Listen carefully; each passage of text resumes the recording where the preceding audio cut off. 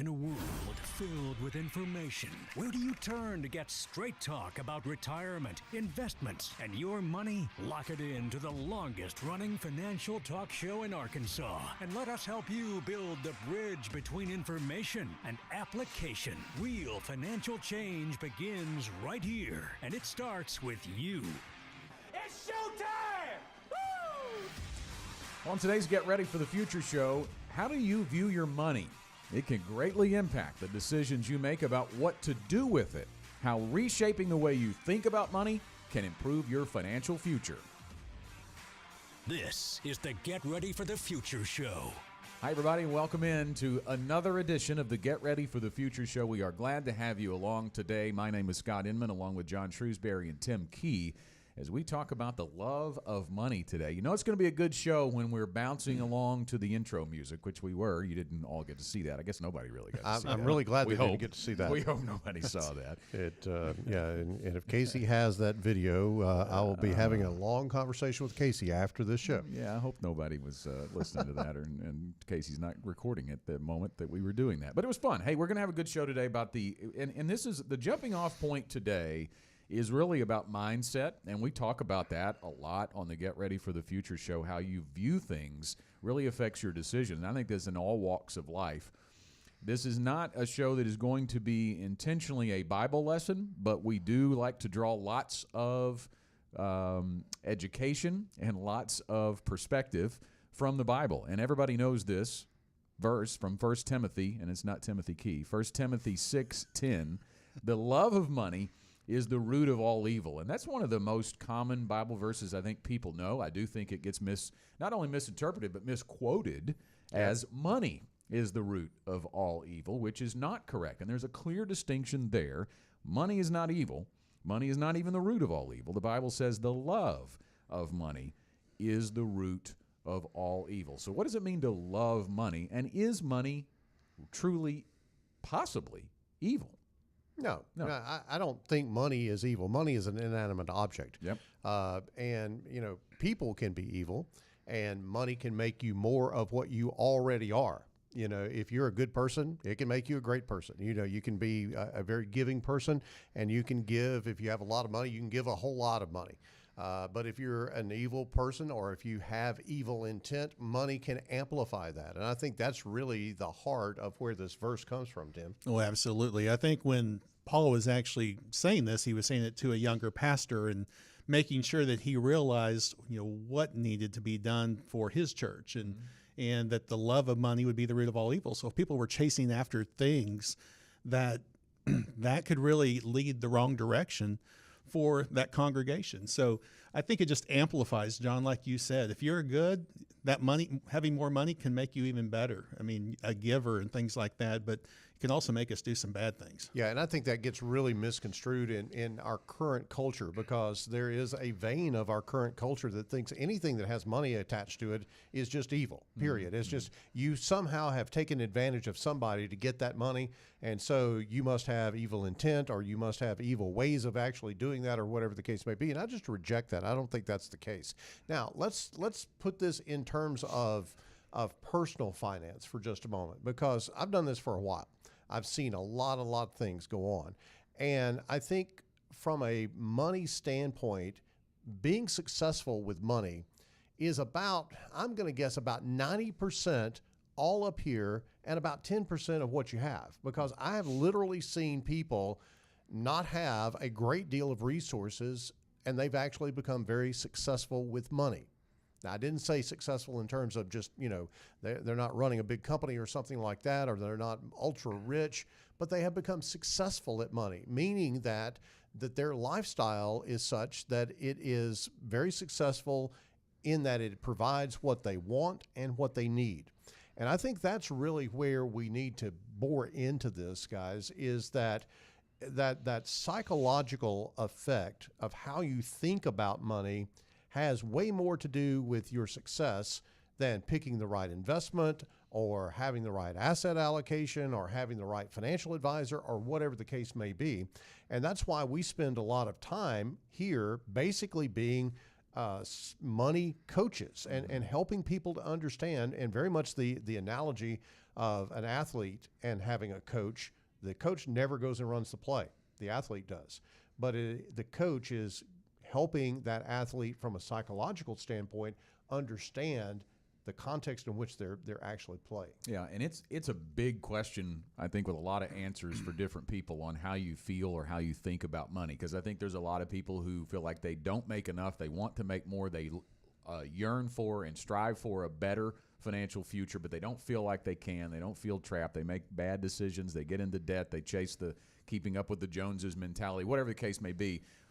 There's also the viewpoint that we don't talk about money. That's big in the South, right? We don't really talk about money. I don't think my parents talked to me about the real situation of what was going on in our household at the time, and then what I needed to do to prepare for my future. And I think that's wrong. I think that we have to open that up and think about it. But really, when it comes down to it, however you view money, whether it's a negative or a positive or an envious look at other people, it might need some changing, and that's our intent today, is to maybe get inside your head a little bit, right? And talk a little bit about how you might need to change your way of thinking. And John, you talked about the investment side and looking at that, and I think that's a good starting point to talk about how people might apply this.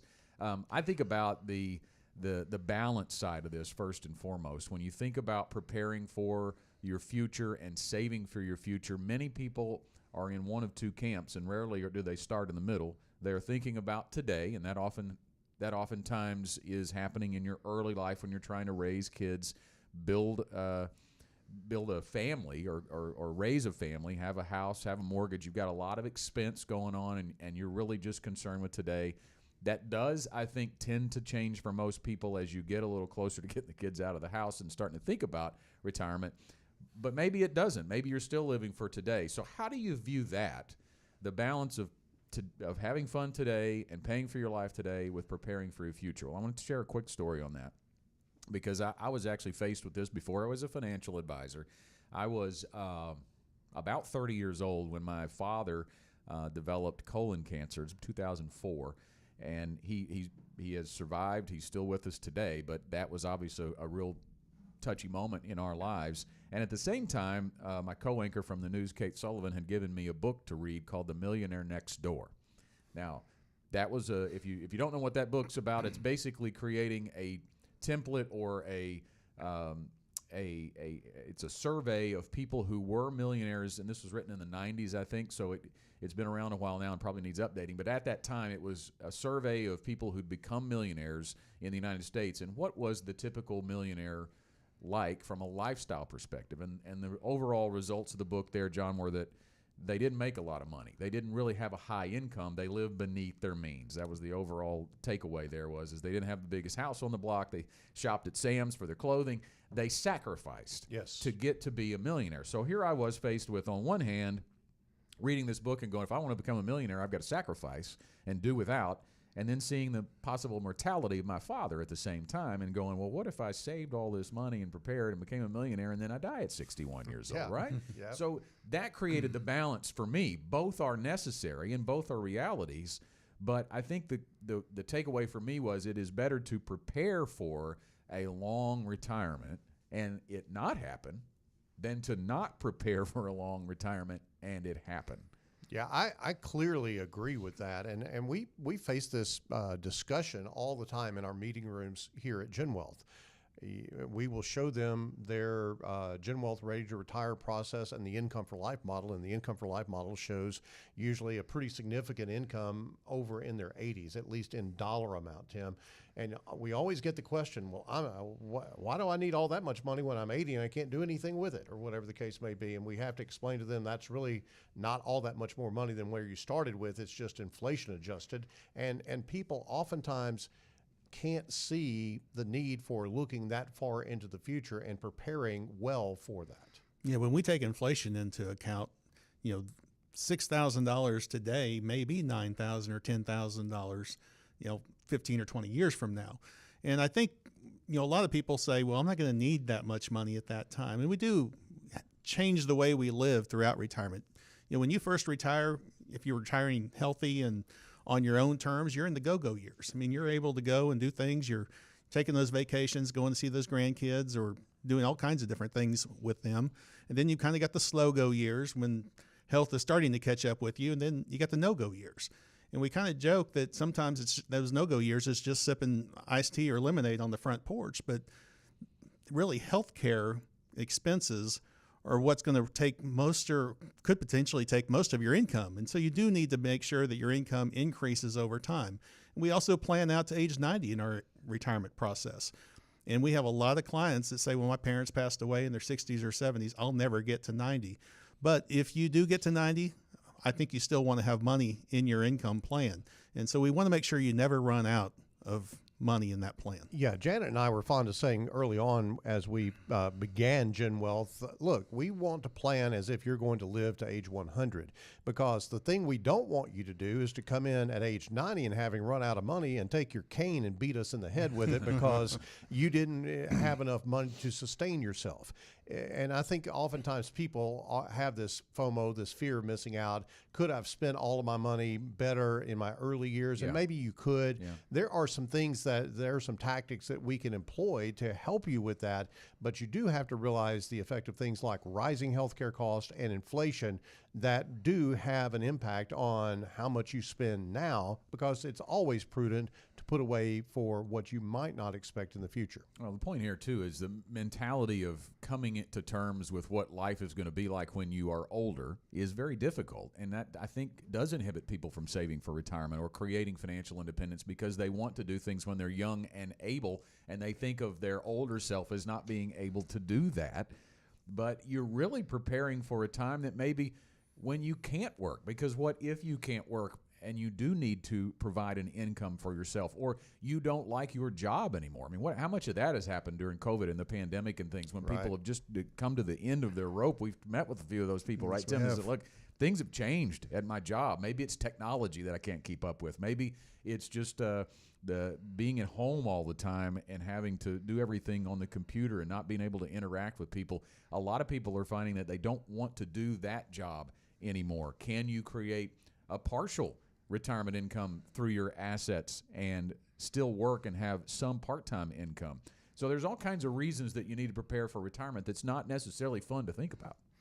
Well, I think that if you analyze this, one of the things that really does mess with people's minds about their future self as far as money is concerned is the onslaught of just, oh, you got to have this perfect lifestyle and you got to do it all and you got to do it now and all that type of thing. You think about all of the messages that come to you. Retirement ought to be this. And frankly, I know very few people that even want that when they get to retirement. They just want to be able to live their life independently of a job. It's not that they have to travel the world and go on all these exotic cruises and things of that nature. Heck, you can't even do much of that these days with COVID. But the point is that I think sometimes we are driven by the consumerism and the media and the advertising age that we live in to think about, oh, we've got to do everything as soon as we hit 60 years old. The door's going to open and we're just going to go, and it's going to be like, you know, kids loose on the playground again, except a bunch of older kids or whatever the case may be. And to some extent, you want to do the things that you want to do. But what most people really do at the heart of the matter really want to do, and that is to be financially independent. And I think, Tim, those are two really completely different concepts, this idea of just going and spending yourself silly versus financial independence. Yeah, when we have our initial meetings with folks that come in, Scott's usually drawing on the board, and one of the things he says when we're drawing the house, and if you haven't seen the house, you need to come in and see that. Yep. But one of the things we're looking at in that second portion of the house, which is where we live, where we make the memories, it's retirement. But it's really, we don't like that word. We really like to be able to say your financial independence. You're able to do what you want to do on your own terms. And so if that's working part-time or doing something like that, bringing in some additional income because you enjoy something like that, you can do that. So really what we're trying to get someone to is financial independence so they can do what they want to do when they want to do it. I think it's interesting, too. We have a Princeton study here that we can reference to build this point. But if you are really struggling with the concept of putting money back for tomorrow, and by tomorrow I mean decades into retirement if you're that far away from a possible retirement, and you're living for today and you can't find that balance of preparing for tomorrow while living for today. A Princeton study says that really up until an income of about $75,000, money can be responsible for slightly increasing feelings of happiness. $75,000. But, you know, if you, because, and it makes sense too, because if you have a certain amount of money, that can fix a certain amount of problems, right, in life. And if you don't have a little bit of excess income to be able to solve problems and fix problems, you can add to your stress. There's no question about it. But that same study found that after reaching an income of about $75,000, there's no relationship between income and happiness. So this idea that the more I spend, the happier I will be is really put to rest and counteracted by this study. And I know that's different for different people, but the reality is you know, once you have some feeling of day-to-day security, right, that it makes sense to start putting some back because it's not going to make you any happier to buy and buy. Well, and that's why through the Ready to Retire process here at Gen Wealth, we focus on creating regular, predictable, dependable income that meets your needs, that is, through retirement. And that income, you know, unless there's a cataclysmic failure of the economy, is not going to get interrupted. You've got things like pension, Social Security, annuitized income, pensionized income, if you will, that we build a strong foundation on those things. And I think that speaks to the $75,000, you know, that number may be a little bit nebulous, but that speaks to that idea of having a base level of income so that happiness is in place. Yeah. And then if you have more assets than you need to produce that $75,000 in income, then the door's kind of open. You know, you can do whatever it is that you want to do. Now, oftentimes, guys, we create that excess money into additional monthly income, so there is a systematic way of doing that. But I have clients, and I know all of us have clients, that they live on their day-to-day income, that required income that we create in the Income for Life model. That day-to-day income is what sustains them, and then they have all their other investments, and they don't necessarily take from that on a monthly basis. They just take on occasion when they decide they want to do something. Absolutely. And I was just thinking about this survey, and you know, and that 75,000 or whatever that number is for someone, about, you know, making a little bit more makes you feel a little bit happier. It is because you're taking care of your needs, and you know those are taken care of. I think after that point, then you start chasing things. Mm-hmm. And I think maybe you start getting into debt because you're making the payments every month to somebody else, but actually having loans from the bank or whatever it is, and having to make those payments every month and write that check or see that money come out of your bank account, that takes some of the happiness away. And that probably offsets the more income that you're making because you're always chasing something. It does. And if you think about it, I used this phrase back several shows ago. I don't really remember the context, but when you think about what that provision of that regular, predictable, dependable income as a base level of income in your retirement, what that does for you, it literally gives you a license to spend the other money. And when you lock down your basic needs, then you go, okay, now you've got discretion on this money, whether it comes in on a monthly basis or whether you put and take from it or whatever the case may be. You create a license to have some freedom. And I think, again, when you think about financial independence, you think about freedom. And that's really what the mindset that people have is, all the verbalization of, I want to go do this, I want to go do that. You really want the ability to go do those things, whether you actually go do them or not. Yeah, and one final point on this before we move on to the next topic. I think it's important too when you hear that word financial freedom or financial independence, it's so often associated in someone's mind who doesn't have a financial plan with some arbitrary number of wealth, right? I mean, and that can really be a barrier mentally with your money too. If you think that you need $1 million to retire successfully, let's put it that way, to have financial independence, but you don't have a plan to know if that's really the number, and maybe you've only got $100,000 saved or $200,000 saved and you're 50 years old, that can be a barrier to just quit, right? Oh, yeah. That's the importance, I think, guys, of a plan is if you live modestly on $75,000 a month and you have some guaranteed income sources like a pension or Social Security, maybe even if you don't, Tim, you may not need $1 million to have this retirement you want. No, everyone's different. We've had people come in here with $300,000 or $400,000, and they didn't make saving into their retirement account a priority, but they also work for maybe the government or the state, and they have a nice pension.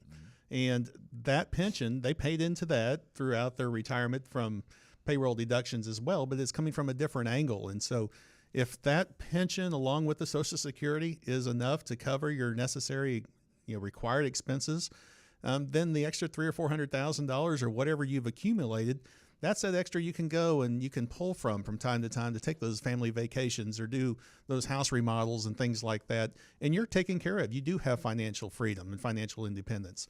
And that is just something that is different for every single client that we have, because everyone is different, everyone's needs are different, and everyone views retirement in a different way. Scott, I can think about, as this conversation is going on, I'm thinking about one of my clients that retired probably 10 years ago or so. They have lived a comfortable lifestyle. They have traveled some, but they've also faced some serious health problems in their family.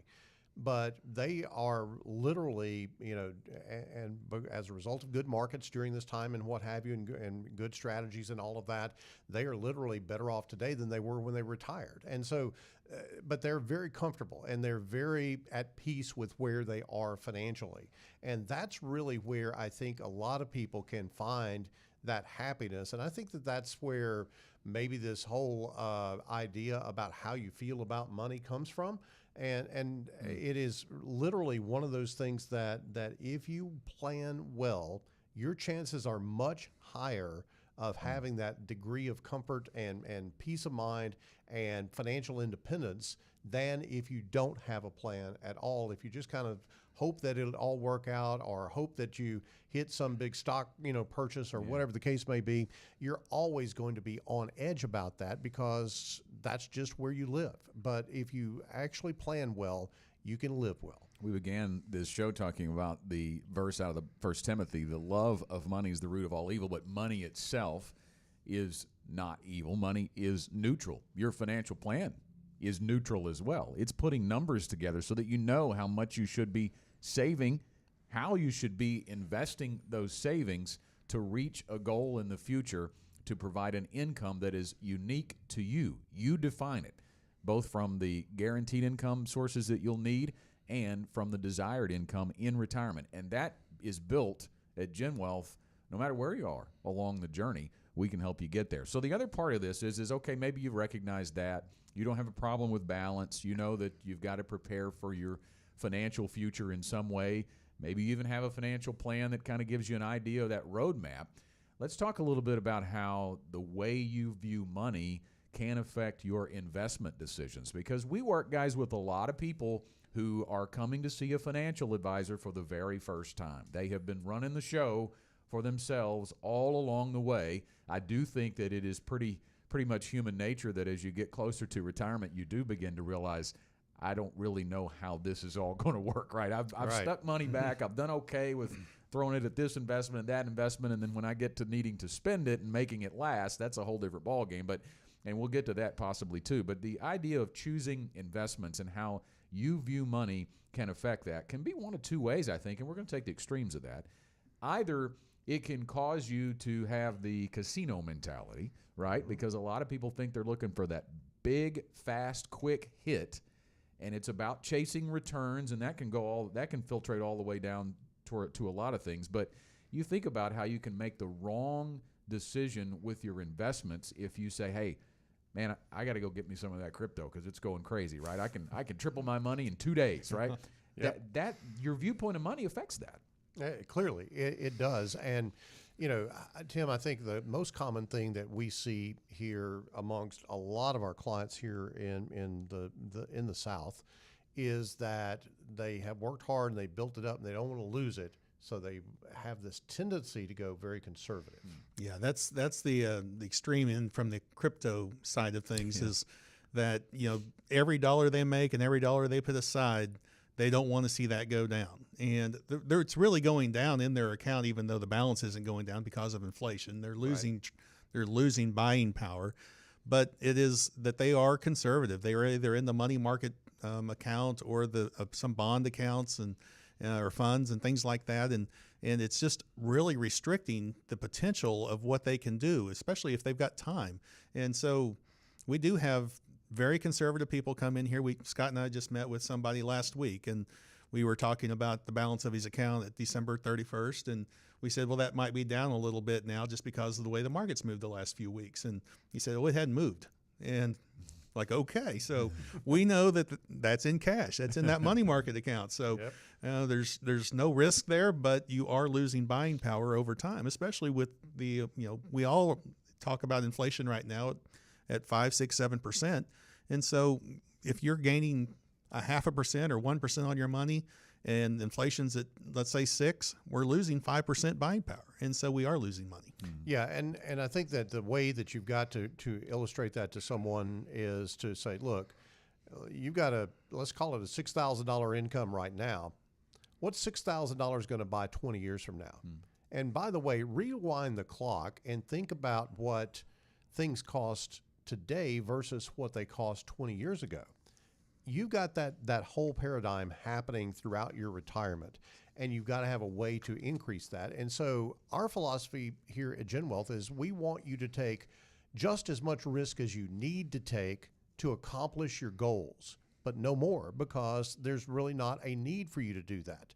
And that really talks about the other side of the coin, Scott, when you talk about all the cryptocurrencies and all these wild investments that you see pop, and we will have people come in and just insert whatever into this blank, but they will come in and they'll pose this question. Well, I've been thinking, do I need to get me some of that blank, whatever that is, crypto or this particular stock or whatever? And the answer is always, probably not, because in context of your goals, right? Do you really need to do that? Do you need this giant pop in your money for you to actually get what you need and want out of retirement? Chances are probably not. Now, if you come to us and you got $300 saved for retirement and you're 55 years old, you might just go ahead and, I don't know, go over to Oaklawn or something of that nature. But you're probably not going to make it, and so it doesn't really matter. But most people are not in that situation. Right. And so it does color how you think about this. And I think that there's just a lot of curiosity out there by a lot of people. They hear about these things, and again, it's FOMO. It's the fear of missing out. Should I be on this train? Yeah. And I think a lot of times those trains are going to some unknown destination. Right. Yeah. I think about, when I don't know if you guys have this problem, but when I drive, let's say, we went to Florida for the Razorback Outback Bowl in January, and you put the destination into your GPS or whatever directional app you've got, and it tells you your arrival time. Mm-hmm. It is my goal in life to get there before the arrival time that my GPS says. And guess what? It hardly ever has happened, right? Well, because they're pretty darn good at that. And if you were to do that, what do you have to do? You have to speed. And what's the risk? The risk of a wreck, the risk of hurting someone else, the risk of getting a ticket, right? There's all sorts of impediments to trying to beat the clock, so to speak. And aside from all of that, the risk of you getting stopped and spending 15 or 20 minutes on the side of the road with an officer while he's checking your background and all this type of thing, then that's going to actually be a self-fulfilling prophecy of you not getting there on time. Exactly. And so the analogy I use there is compared to what you just talked about with the trying to chase returns and get there quicker, get ahead of schedule. That's the purpose, I think, of a financial plan, is it puts you on schedule. It puts you on a path to a goal that is going to be reached by a certain point in time, and there is no sense in taking on more risk than is needed because you could crash and burn. Yeah, and I've seen people do that. I will tell you a quick story. I have a relative who was accumulating money many, many years ago in an aggressive growth mutual fund. And, we had some things going on in the economy and what have you. And I called him and I said, hey, look, I think it's probably time that you reallocate some of this, because this particular aggressive growth mutual fund had been up almost 100% in a year. And I took a cussing from him because he's like, what kind of financial advisor are you that tell me get out of this blankety blank fund? It did 100% last year.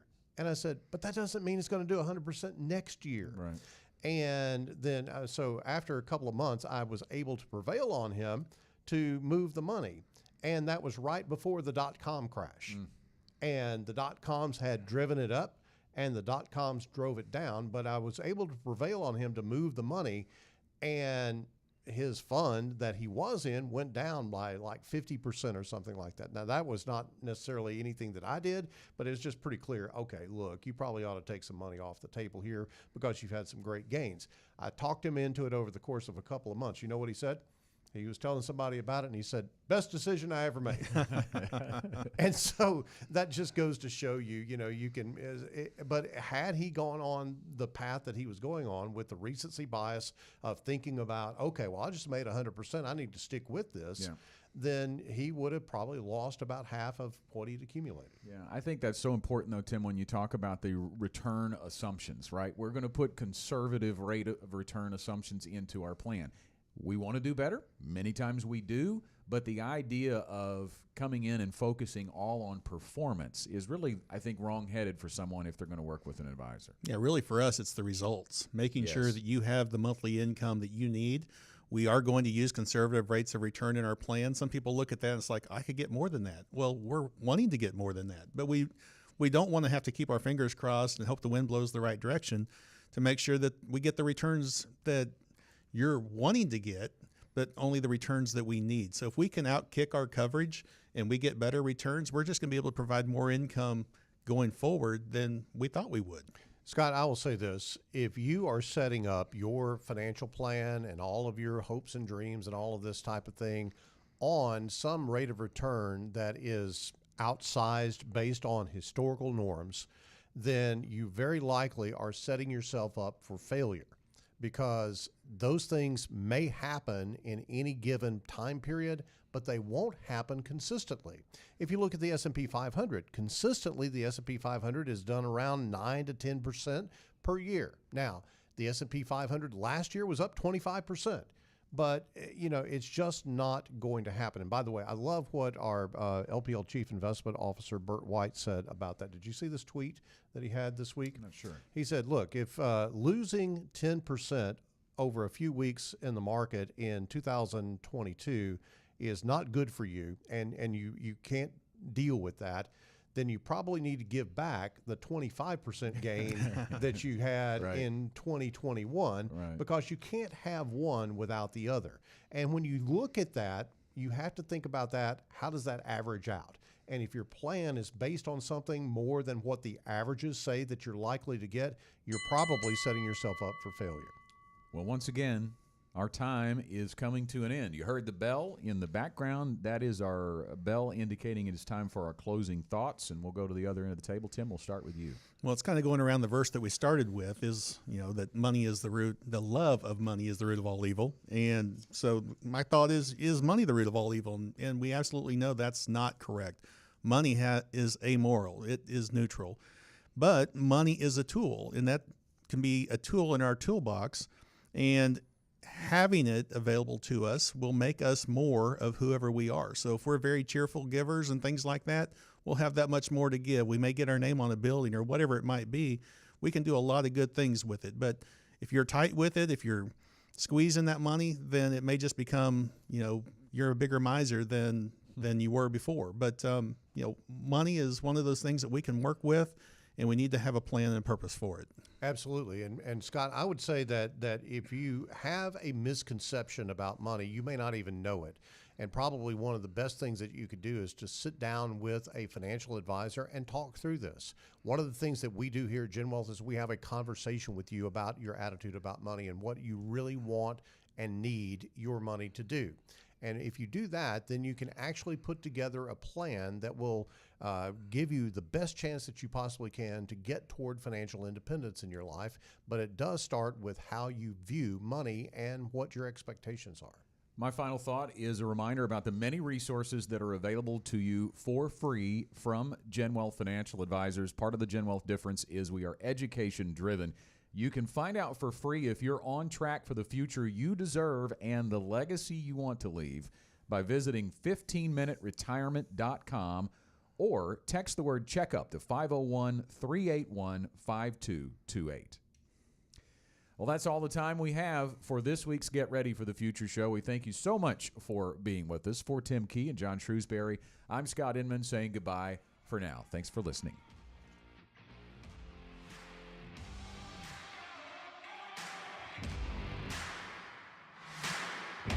The Gen Wealth Financial Team is available to you 24/7 at info@getreadyforthefuture.com or call our offices at 866-653-PLAN.